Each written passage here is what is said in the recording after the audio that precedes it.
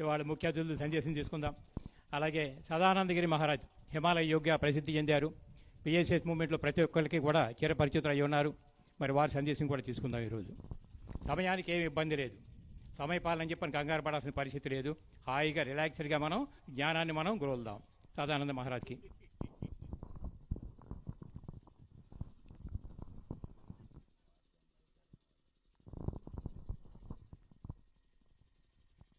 వక్రతుండ మహాకాయ కోటి సూర్య సమప్రభ నిర్విఘ్నం కురుమే దేవ సర్వకార్యేషు సర్వదా. శరదిందు వికాస మందహాసం స్ఫురదిందీవరలోచనాభిరామం అరవింద సమాన సుందరాస్యాం అరవిందాసన సుందరీం ఉపాస్మహే. ఓం పరబ్రహ్మ పరమాత్మనే నమః. జగదుత్పత్తి స్థితి ప్రళయకరాయ బ్రహ్మ హరిహరాయ త్రిగుణాత్మనే మమ కౌతుకాన్ని దర్శే దర్శే దత్తాత్రేయ నమ తంత్రిణీ సిద్ధి కురుకురు స్వాహ. మా గురుదేవులైనటువంటి మహాంత హిమాలయ గిరిజీ మహారాజ్ వారి పాదపద్మములను మనస్సులో అర్చించుకొని సభను అలంకరించినటువంటి శ్రీ రాకేష్ అఘోరా బాబా గారికి, శ్రీమాన్ నవ్వులరాజు లక్ష్మణరావు గారికి, సంపూర్ణ జీవితాన్ని పిఎంసికి అర్పణ చేసినటువంటి జక్కా రాఘరావు గారికి,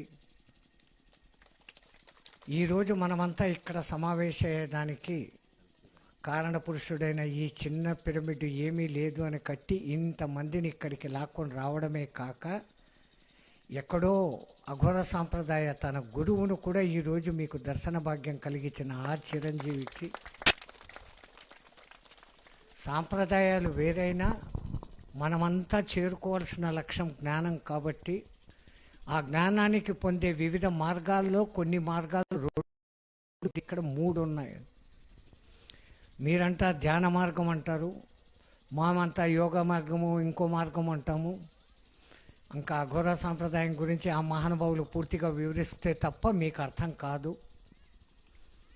అఘోర అంటే మనలో ఏదో ఒక పెద్ద అపవాదులు ఉన్నాయి. వాళ్ళేమో అది పిక్కొని తింటారు, ఇది పిక్కొని తింటారని మీ కళ్ళతో చూసి వచ్చింది లేదు. ఉత్తమాటలు మటుకు 112 మాట్లాడతారు.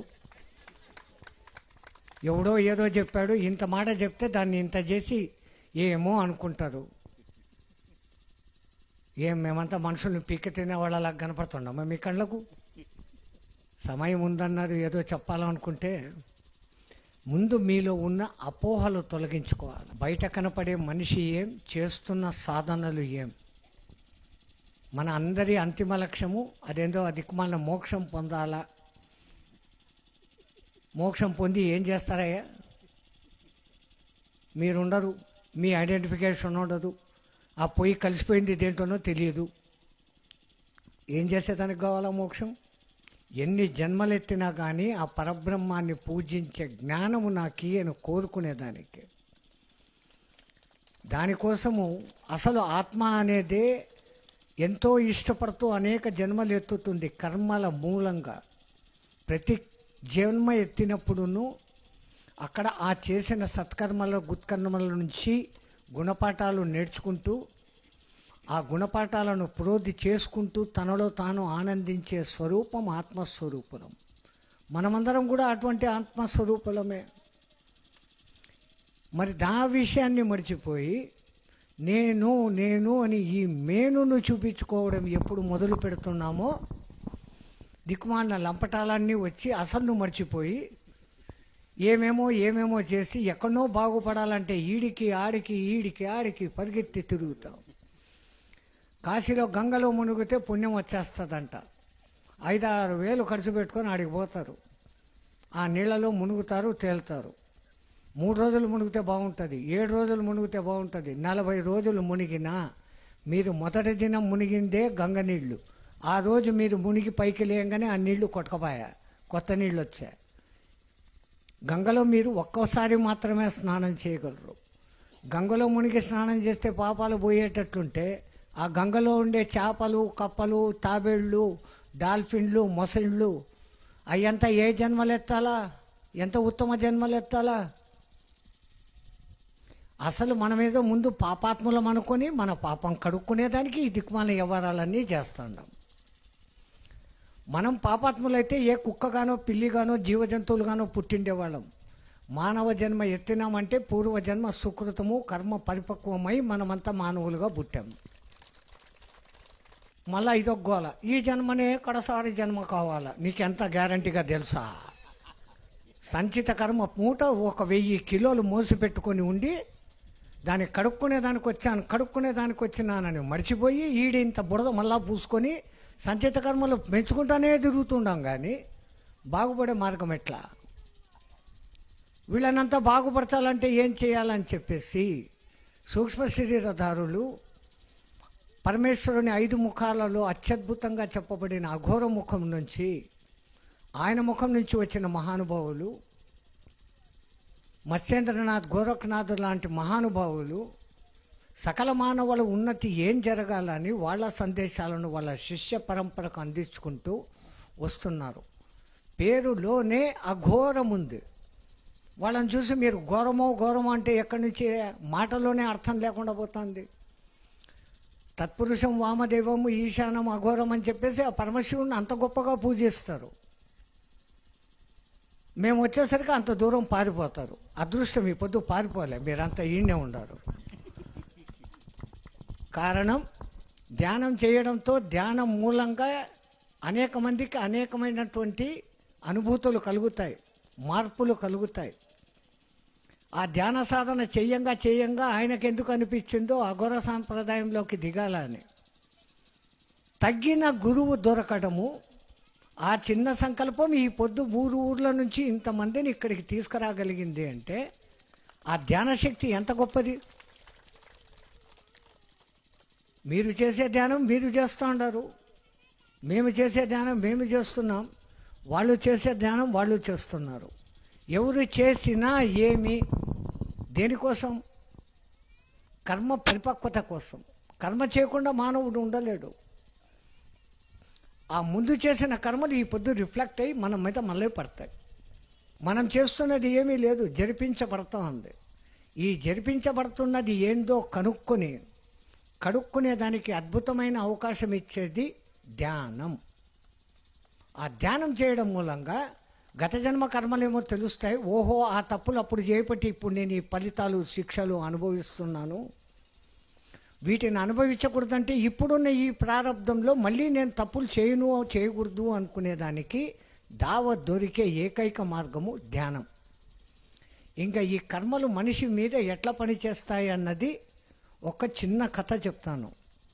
ఎంత టైం అయినా పర్వాలేదు అన్నారు. 1 గంట అవుతుంది, ఈడు ఇంకా ఎప్పుడు మానుస్తాడా, ఈయన తర్వాత ఆ మహానుభావుడు ఏం చెప్తాడా పోతామా అని లోపల శాప మంత్రాలు ఏమైనా చదువుకుంటాడారా? ఏం లేదుగా, అంతా పైకి లేదా, లోపల లేదా? శబాష్, बढ़िया।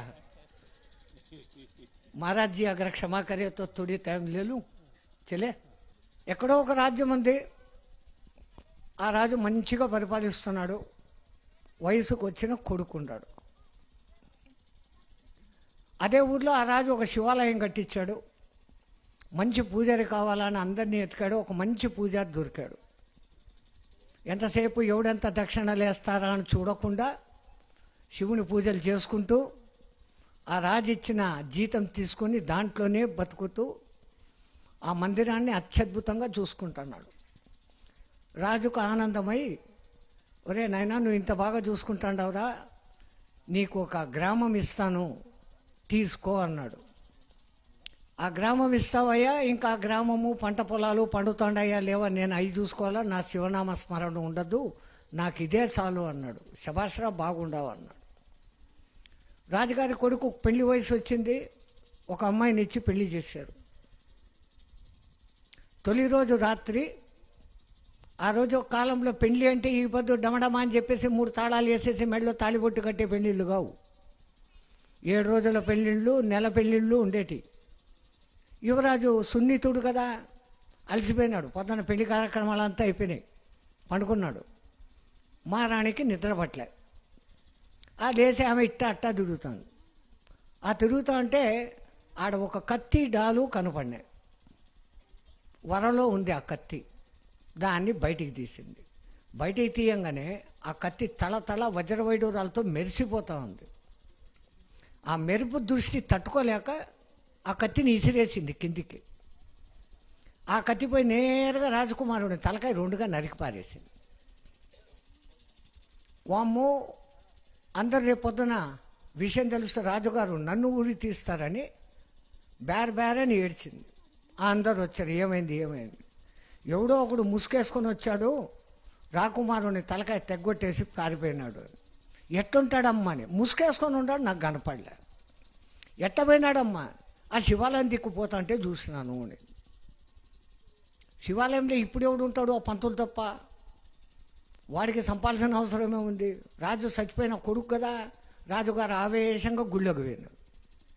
ఏరా పంతులు, మా వాడిని చంపినావంట అన్నాడు. ఒరే మహాప్రభు, నీ కొడుకు నేను ఎందుకు అయ్యా చంపుతాను? నువ్వు నాకు ఇంత బాగా చూసుకుంటావు. నేను చంపలేదు అన్నా. నాకు అవన్నీ తెలీదు. నా కొడుకు నువ్వు చంపినావు, నీ చేయి నరికేస్తాను. వాడిని కుడి చేయి నరికేస్తున్నాడు. బ్రాహ్మణుని చంపకూడదు కదా, ఆ శిక్ష వేస్తున్నాడు. అక్కడేమో అది అయిపోయింది. ఈ బాపనోడికి ఒక దిగులు పట్టుకునింది.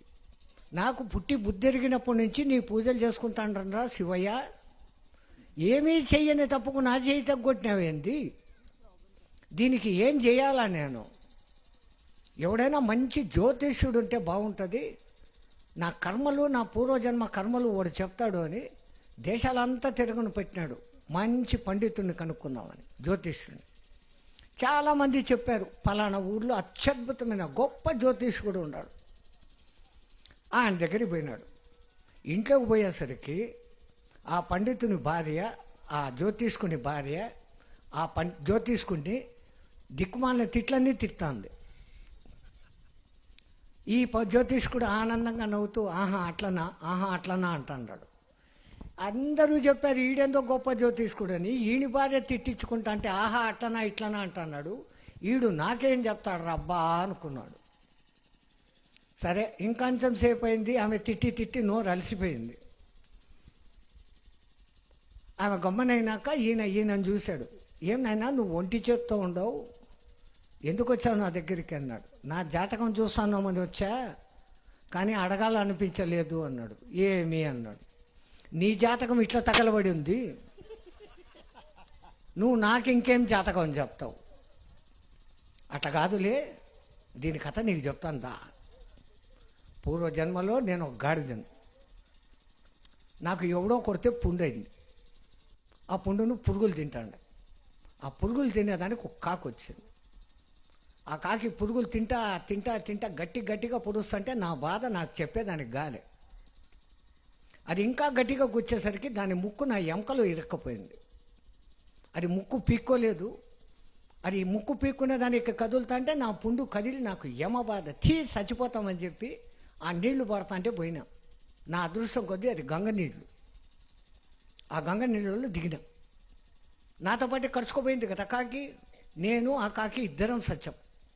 ఆ నీళ్లు గంగ అని మాకు తెలుదు. ఆ గంగ నీళ్లలో మునిగి చచ్చిపోయిన పుణ్యానికి నేను ఇప్పుడు పెద్ద జ్యోతిష పండితుడిగా పుట్టినా. నన్ను ఆ పొద్దు హింస పెట్టిన ఆ కాకి ఈ పొద్దు నా పెండ్లాంగా పుట్టింది. కాబట్టి దాని బాధ తీర్చుకొని దాని ముక్కుని విడుదల చేసేంత వరకు అది ఎంత నన్ను తింటాదో తిని, అది ఏ పొద్దు ఒక దినం పక్కకు పోయినాక దానికి మంచి బుద్ధులు వస్తాయి. ఇది నాయన ఇంత ఉంటుంది, అందుకని నేను ఓర్పిగా ఉన్నానంటే బాబో వీడు చాలా గొప్పోడే, వాడి పూర్వజన్మ వాడికి తెలిసింది, ఇంకా నా బతికేది నేనెందుకు ఇట్లా అయిపోయినా అంటే ఆయన దిక్కు బాగా తీక్షణంగా చూసి నీది, నీ రాజుది, ఆ రాణిది అన్ని జన్మల కథ చెబుతాను. పూర్వజన్మలో ఆ రాణి చంపిందే, ఆ చంపిన రాణి ఒక మేక. ఆ చంపినాడే ఆ రాక్షసుడు, వాడు పూర్వజన్మలో పెద్ద కసాయోడు. నువ్వు ఒక పెద్ద ఋషివి, రాజు నీ దగ్గర ఉన్న శిష్యుడు అన్నాడు. అంతా బాగున్నది, బుర్ర కొక్కున్నాడు. అంతా బాగున్నది, మా జన్మ పూర్వజన్మ ఏందో చెప్పావు, మరి ఇదేంది నా చెయ్యి పోవడం ఏంది అన్నాడు. అదే చెప్తాడు మొత్తంగా. ఒకసారి ఆ మేక పరిగెత్తిపోతుంది ప్రాణభయంతో. దాన్ని చంపేదానికి ఆ వేటగాడు వచ్చాడు. ఆ మేక ఏడో తప్పించుకుని పొదల్లో దాక్కునింది. ఆ వేటగాడు అక్కడే ఉన్న నిన్ను అడిగాడు, మహా సత్యసంధునిలాగా అదో ఆ మేక అక్కడ ఉంది అని చేయి చూపించినావు కుడి చేత్తో. అప్పుడు నీ పక్కనే ఉన్న శిష్యుడు సత్యం బ్రూయాత్ ప్రియం బ్రూయాత్ నబ్రూయాత్ అప్రవ్యం అంటారే, జీవజంతువును అహింస నుంచి కాపాడాల్సింది పోనిచ్చి దాన్ని చంపేదానికి నువ్వు కారణమైనావు, నువ్వేం గురువయ్యా అని శిష్యుడు గురువును తిట్టాడు. నన్ను తిట్టావు, నువ్వేం శిష్యుడురా, వెళ్ళిపో నా దగ్గర నుంచి, నేను ఎప్పుడూ సత్యమే పలుకుతాను. మహా సత్యసంధుడు. ఈ దిక్కుమాన్ని వీని సత్యమూలంగా ఏమాయా, అమాయకమైన ఆ పేక చచ్చిపాయ. ఆ సచిన మేక ఇప్పుడు మహారాణిగా పుట్టింది. ఆ చంపిన కిరాతుడు మహారాజులాగా పుట్టాడు. నువ్వు మేక ఆడుందని నీ కుడి చేత్తో చూపించినవే, ఆ ఋషివి నువ్వే. నీలో నిజంగా ధర్మం ఏదో నిలబెట్టి శిష్యుడుగా ఎవడైతే చెప్పినాడో వాడే రాజు. పోయిన జన్మలో నిన్ను హింసించలే, ఈ జన్మలో నీ చేయి తెగ నరికాడు. కర్మలు ఒక జన్మలో ఎట్లెట్లా జరిగాయి, ఇప్పుడు ఈ మానస జన్మలో ఎట్లా జరిగాయి. కర్మలు ఇంత బలీయంగా ఉంటాయి. మళ్ళీ ఆ కర్మలు కడుక్కునేదానికి మనకున్న ఏకైక మార్గం సులభమైన మార్గం. మా మార్గాలు కష్టమైనవి, మమ్మల్ని చూసి మా దారిలోకి రాకండి. చూడంగానే అబ్బాయి ఈడు 108 ఉండోడంట, ఈయనలాగా మేము ఉండాలి. ఈయన కాళ్ళు పట్టుకుంటే వచ్చేస్తుంది, కాళ్ళు పట్టి పీసుకేస్తారు, పిండేస్తారు, ఏమొస్తుంది, చెమట వస్తుంది. ఇప్పుడు నేను ఉన్నట్లు మీరు ఉండగలుగుతారా? అది మట్టుకులే. స్వామి నువ్వు ఆశీర్వాదం పెట్టి మేము కూడా అట్టే ఉంటాం. స్వామి మా కష్టం వచ్చింది, అఘోర స్వామి అంటే కనుక ఇట్ట చేయి ఎత్తానంటే మొత్తం తిరిగిపోతుంది. ఆయన కళ్ళు పడినాయంటే అసలు అన్నీ పోతాయి, ఇది తెలుసు. కాబట్టి ఆయన కళ్ళ మీద పడాల. ఆయన నడిచేదానికి కూడా వీలు కాకుండా ఆయన కాళ్ళు తొక్కి పారేయాలి. ఇది మనం చేసే పని. ఆయన లాగా ఉండేదానికో నా లాగా ఉండేదానికో మీరు చేయరు. మా ప్రాణాలు మటుకు తోడి పారేస్తారు. ఏమన్నాడు స్వామి, ఏమన్నాడు, చాలా మంచాడు, నమస్కారం ఇస్తాడు, సెకండ్ ఇస్తాడు. మీ ఆనందం కోసము మా నియమాలు వదులుకొని మీ ఆనందం కోసం వాళ్ళు ఉండాల్సిన నియమ నిష్టలు పద్ధతులు అన్నీ వదులుకొని మన మధ్యకి ఈ పొద్దు వచ్చాడు. శిష్యుని మీద అభిమానం. గురువుకు శిష్యుడికి లింక్ అట్లుంటుంది. ఆయన దీక్ష తీసుకొని 6 నెలలే, ఇంకా ఎంత పక్వమైనాడు ఏం కాదు ఆ దివ్య దృష్టి గల ఆయనకు తెలుస్తుంది. అసలు ఆయన దగ్గరికి శిష్యుడు కాగలిగినాడు అంటే పూర్వజన్మ కర్మల్లో ఆయనకు ఆ లింకు ఉండబట్టి ఆయనకు ఆ ప్రాప్తత కలిగింది. ఆ ప్రాప్తతకు మేలు కొలుపు ముందు ధ్యానంలో ఉండటం, పిరమిడ్ కట్టుకోవాలని సంకల్పం చేసుకోవటం. పిరమిడ్ కట్టినాకనే ఆయనకు నేను పోవాల్సిన అసలమైన దారి ఏది, నేను ఎప్పుడో ఒకప్పుడు అఘోర సాంప్రదాయస్తుణ్ణి, నేను ఆ అఘోరగా మారాలా అనుకుని సరి అయిన గురువు దగ్గరికి వచ్చినప్పుడే ఆ దీక్ష ఇప్పుడు జరిగింది.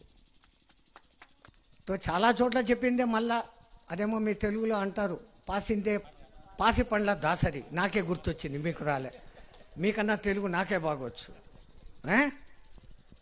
అట్లా నేను ఎక్కడా చెప్పేది ఒకటే, ఏదో పిరమిడ్ మనకి ఇన్ని గుళ్ళు గోపురాలు ఉన్నాయి. ఈ దిక్కుమాలిన పిరమిడ్ ఈజిప్ట్లో కట్టినారంట, ఆడ శవాలు భద్రపరుస్తారంట. అవునా?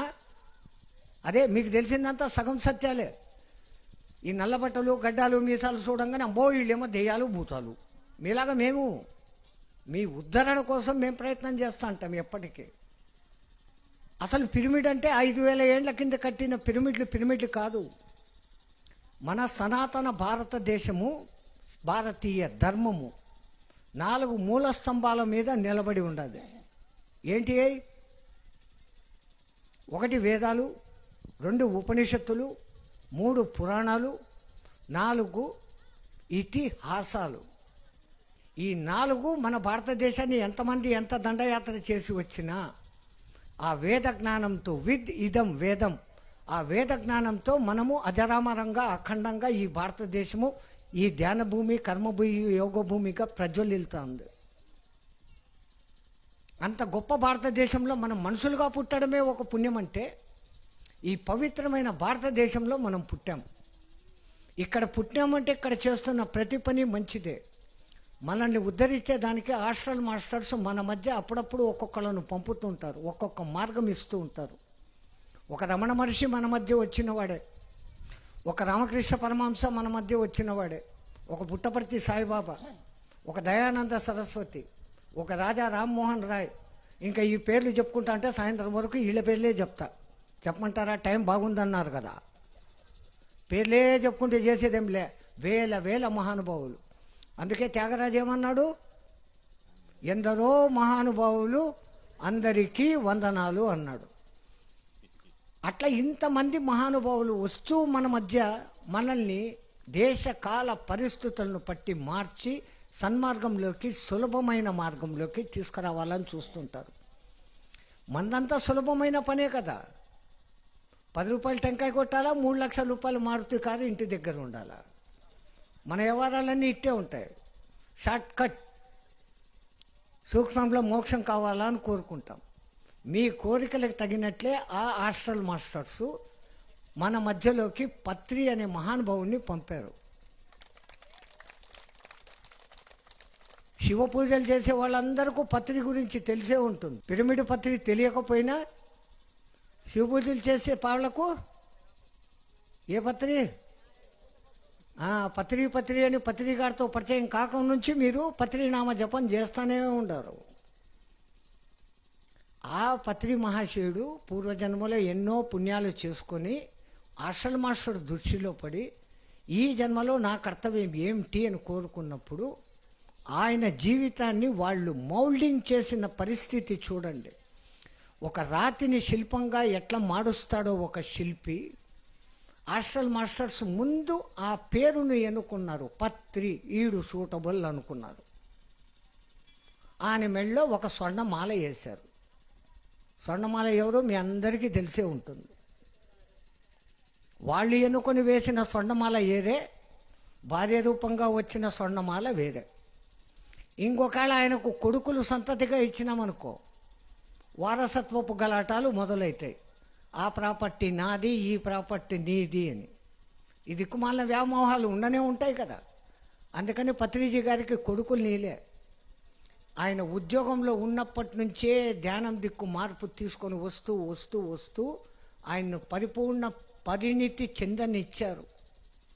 ఆయన పెద్ద కూతురు పేరు పరిణితి.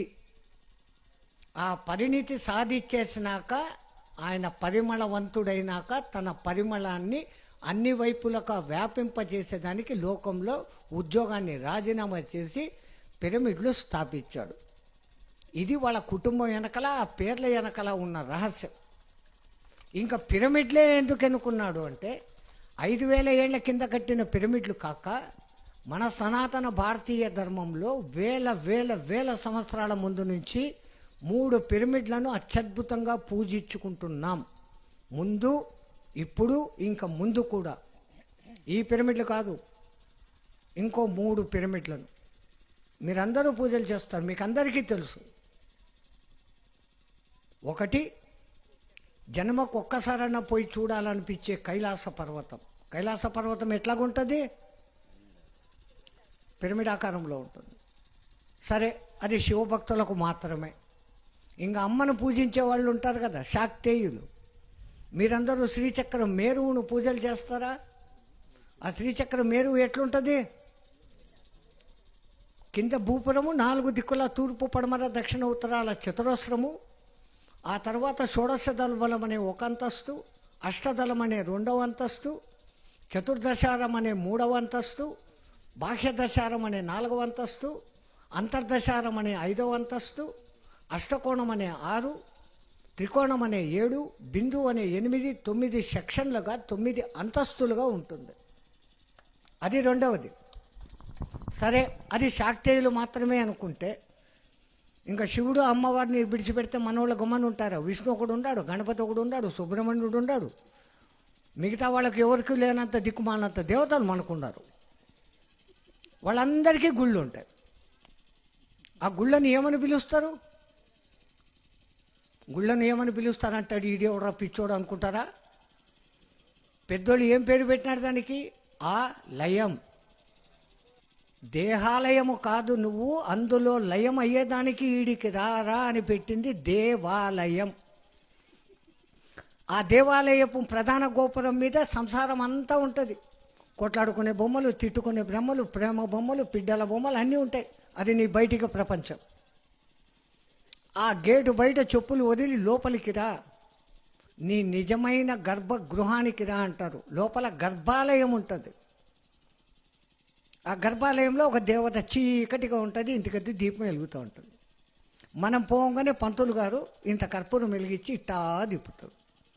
ఆ దివ్యమంగళ రూపాన్ని బాగా చూడురా.